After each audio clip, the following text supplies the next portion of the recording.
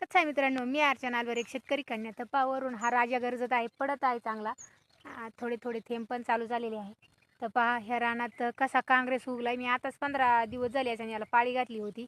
तर पहा असा खतरनाक सगळा काँग्रेस उगलाय. एकरभर रानात काँग्रेसचंच पार्टी ही सगळी, कोणतीच नाही दुसरी. आणि त्याच्यात एवढीशी मुठभर फक्त तांदूळचा मिळाला, तांदूळच्याची भाजी. मित्रांनो, ह्या शेतात आपल्याला पपई करायची आहे. आता परत पुढल्या महिन्यात पपईची लागवड करायची आहे. आणि आंतरपीक कोणतं घ्यावं मला कमेंट करून जरूर सांगा. पपईमध्ये आंतरपीक कोणतं घ्यावा ते मला कमेंट करून सांगा. कांदा करायचा होता, पेर कांदा करायचा होता, पण आता पेर कांदा करायचं कॅन्सल झालेला आहे.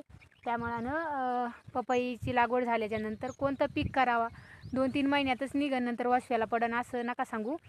तर चला बघा, आत्ताच पाळी घातलेल्या रानात कसं तण झाले, डोकं आऊट होतं आहे. असे तण आलं ना तर डोकं आऊट होतं आहे ना, पाळी घालता येत ना काही. रानात सगळी चिखल आहे, तुम्ही म्हणता पाळी घालून घ्या. तर रानात सगळा चिखल झालेला आहे, सगळा पाय भरल्या चिखलाने आता. आणि चला आता पाऊस पण यायला लागला आहे, घरी जायचं आहे, सोयाबीन काढायला पण चालू करायचं आहे. तर चला,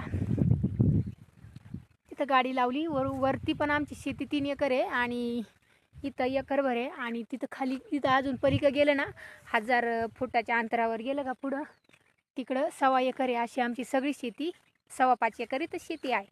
तर चला, सच्चा आहे बघा, लय लसलशीत भाजी एवढीच गावली.